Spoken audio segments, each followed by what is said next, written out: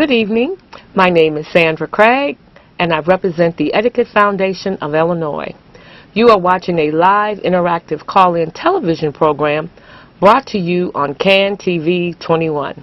Let's talk etiquette.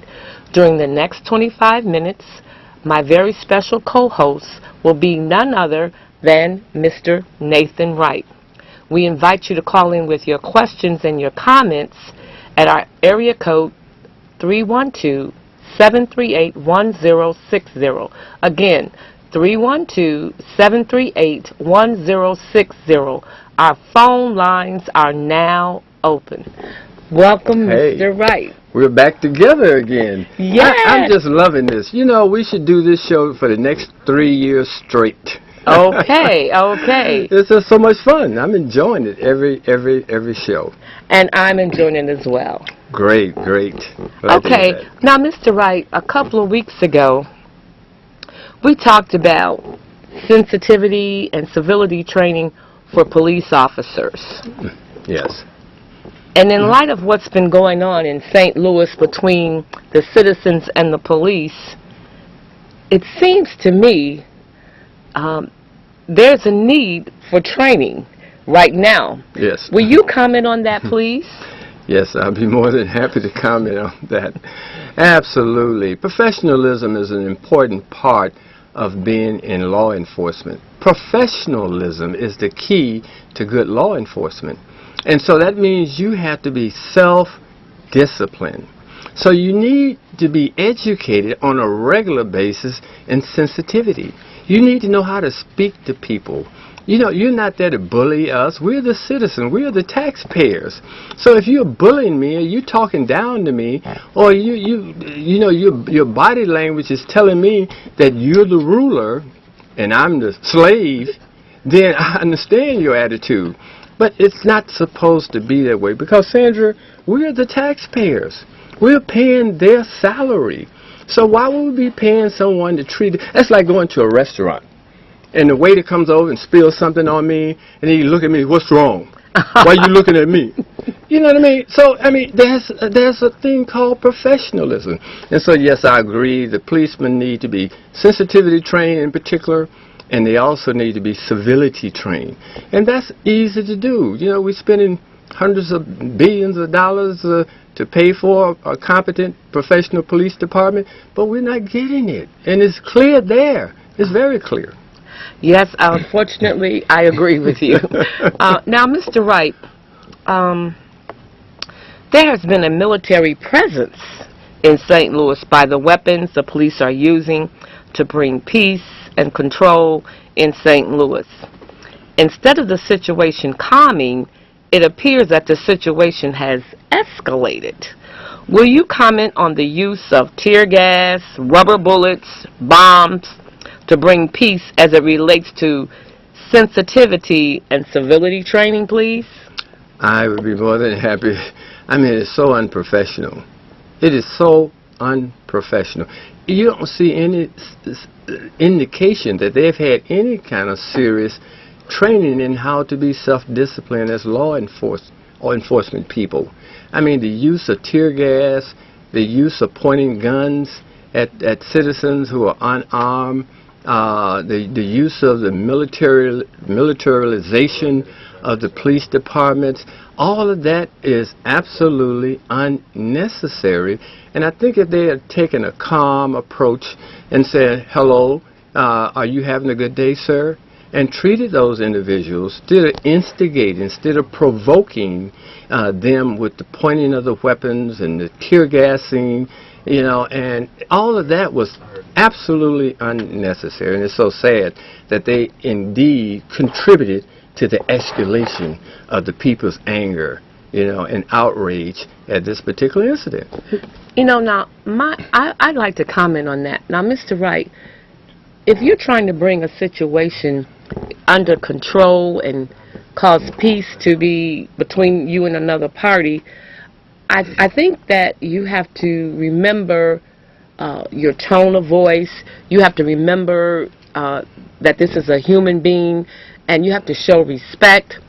And I can't see you showing me respect if I have my hands up and I'm protesting and you're shooting tear gas at me. So I'm wondering, how did they think, the police, that this was going to calm the situation down when they're using military force? Well, it's that authoritarian mindset. Unfortunately, and this is what a peace officer should be reminded of. The authoritarian approach is not appropriate for a free society. Either we are in a free society, a democratic system, or we're not. So that authoritarian approach is absolutely unnecessary. And so I think they really contributed to the escalation of the people's anger and outrage at what happened. Yes. I really think that. Well, we have a caller. They may have something they want to add. Caller, you're on the air. Good evening. Good evening. Listen, man, some of you folks may disagree with me. There's an old proverb, and it goes something like this. You don't just fatten up the frogs to feed to the snakes. And what I mean by that, you don't give people anything to work with at all, okay? You could be right, but guess what? There's that big but. You understand what I'm saying? Yes, we understand. And what I'm trying to say is this. I understand. Okay? Yeah, what you're saying. You can't give, like, they come up with all the reason why they should bring in all these weapons and stuff, and then some few people say, you know what, we not going to give them nothing to work with. If it comes to a situation where some of these people are coming here and doing things they're not supposed to, we're going to call them out. So we're not going to let these people come here and do their dirt. Well, you know, you have to look at this thing in its proper perspective. And, I mean, to allow an individual to lay in the street for hours, I thought you're supposed to call a paramedic or something like that when someone is injured and is laying in the middle of the road. You call a paramedic to come and see about that person's well-being. But to allow that person to lay there for the time that they did really incited people to react to that. And either that's poor policing or unprofessional policing or not knowing the chain of command and what is appropriate behavior after an incident like that. You know, it's just inexcusable. And I really think that that department, you know, had been conditioned to do the things they did in terms of how they treated the citizens in that area. And so it's going to lead to that kind of incident. It's just a matter of time and circumstances, I believe. It's like this. It's not a proverb, but this is from Miss Craig. You can't beat me over the head and tell me you want me to be calm. I mean, or obey you. Obey you because you're threatening my life, you know. So with a gun. With a gun, you know. So I just think the wrong materials were used. I believe we have a caller. Caller, you're on the air. Yes, good evening. Good evening. My perspective is different. The first police department in the history of the United States was created to capture runaway slaves. So there is an ingrained vein of racism inherent in the police departments in the United States, in law enforcement in the United States. When you go through the training, you know, the perpetrators or the individuals in the films are black. They are African-American specific in some of their thought processes and policies. But it's kind of like what you guys said. The reason why they let the kid lay in the street, the reason why they shut him down like a dog, the reason why they treat those individuals the way they do is because they consider us to be less than human. It's the same reason why the police chief released the video of the incident in the grocery store on the day that they released the autopsy after he was told not to do it. Okay? Right. They don't consider us to be full human beings. They don't treat us that way. And the fact of the matter is, as you guys have so professionally and aptly stated, you know, it just seemed bizarre. Their behavior, it wasn't humane. That's because, in their opinions, we're not human. Right. And that's how they've been, and their actions demonstrate that's their thought process. So when you because if you think about it, they wouldn't treat a dog like that. They had a fit when Mike Vick got into his trouble. Right. Okay, so they wouldn't have shot a dog and left a dog laying in the street like that. Right. So but what I believe, and I'm ending with this, I believe that there is a change coming. I think that they're going to install cameras on all policemen. This uprising is demonstrating that we no longer will accept this type of treatment. I mean, the first person to die in any war in the history of the United States was a black man. We die in every war. We are overrepresented in the criminal justice system. How much do we have to give before we are treated like citizens, full citizens in the United States of America? Thank you. I agree. Thank you. I totally agree with that caller. Good call. Yeah, absolutely, without a doubt. Yes. And I like to also add to that. I think one of the reasons they left him laying in the street, Sandra, was because they wanted to show that community, this is what happens to you when you come in contact with the police. This is a warning that this could happen. So you think they were sending a message? Sending a message to the community. So they'll let him lay there for hours so that the community could see what happens when you come against the police department in that particular town. And it's hard to believe that we could witness that on TV. Yes, and I think the caller brought out a very good point when he said that the police earlier in years past were trained to capture runaway slaves. So who were the slaves? We were. Okay, and that's ingrained in them, and I think that's a very valid point that he brought out. Yeah, absolutely, absolutely. And something needs to be changed. It does. It does. Yeah. Because we are susceptible to be the next victim. It's quite possible. Because I clearly cannot understand how you can treat someone inhumane and think they're going to act human. Right. It just doesn't work. Right. And this is one of the reasons we had this word today. We were talking about words and what constitute etiquette. It's a value system. And part of that value system is a series of words for which I don't know if we're going to get through them today, obviously. That's what the focus of the show was to be about. But, we're talking about what our audience want to hear. Yes. Yes, Mr. Wright. We have Education Summit coming up, and we would like to give you some definitions of the words that we teach our students, which causes them to have civil behavior. Our first word this evening is humane. The definition, kind or gentle to people or animals, marked by compassion, sympathy, or special consideration granted to humans or animals. Yes. Okay, Mr. Wright, would you like to comment on that? Absolutely. I mean, part of etiquette, it's like I said earlier, it's a value system. And within that value system are certain words, key words, that denote that you are civilized. And so out of that comes the word humane, and it certainly relates to being a human. So if you are a human, then naturally you should also be a humane human with all of those characteristics and traits. And this is what we teach, what you teach to our students every day in schools and in the classroom, because we don't want them to grow up to be a criminal. We don't want them to grow up to be a killer. So if you are humane and you understand that, that becomes part of your value system. Yes. And it's least likely you're going to be a bully. How are you going to bully someone? When you have compassion, when right? you have compassion. Or you understand the meaning of that. Yes. And you appreciate the value of that word. So, etiquette is about values. Values that contribute to a person not becoming antisocial, not becoming inhuman, but to becoming humane. Yes. And I like to read some of the synonyms. Okay. Benevolent, compassionate, kind, sympathetic, kind-hearted, warm-hearted. Yes. Now, if you're all of those, it's very difficult to bully someone, isn't it, right. Mr. Wright? Yes.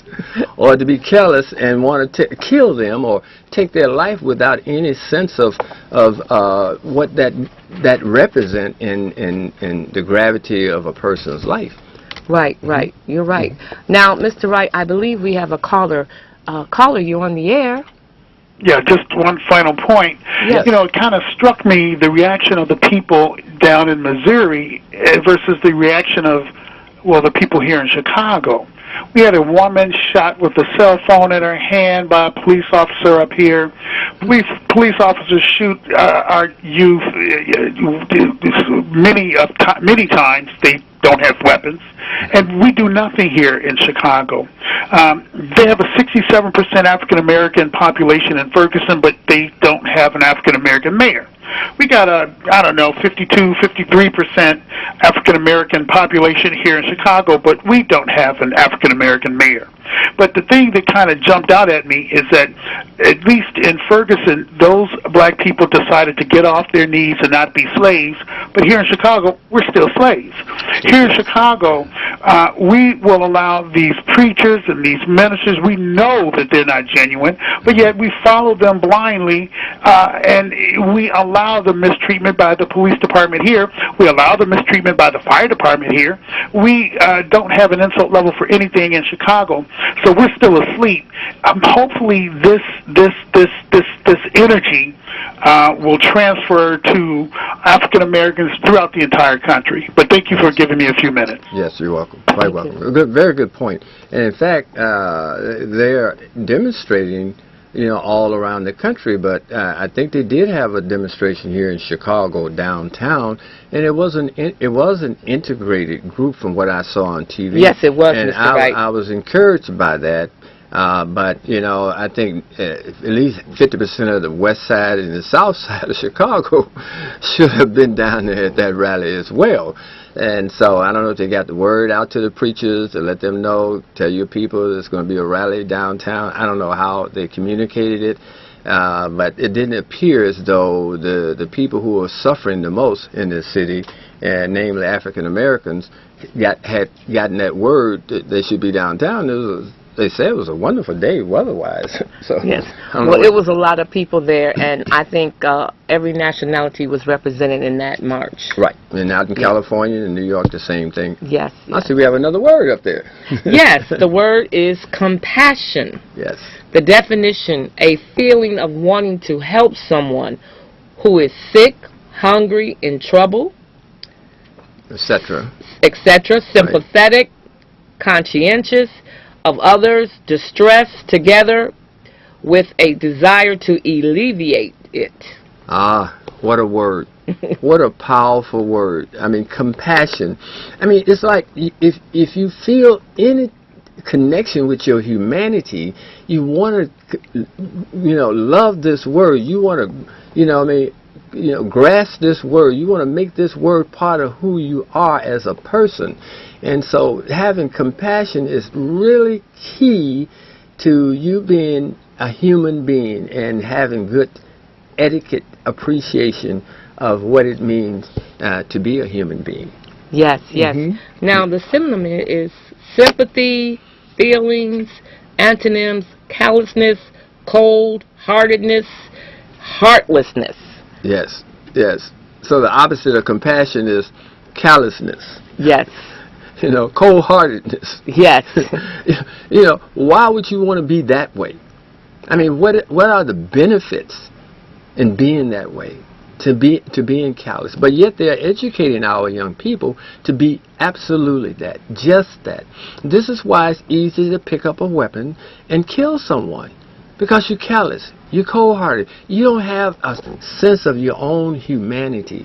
And so we are begging this mayor to put this program at every grade, especially in our community, so that our children will grow up having their humaneness intact, so they will stop having this emotional outburst where they just do some insane things like shooting and killing, you know, another person.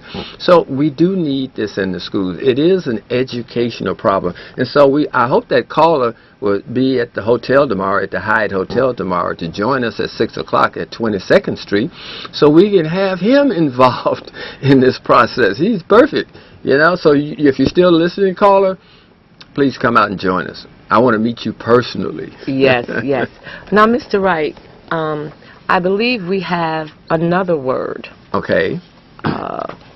And this word, I think, is said, but we can't really see it going on a lot in our society. Okay. And that word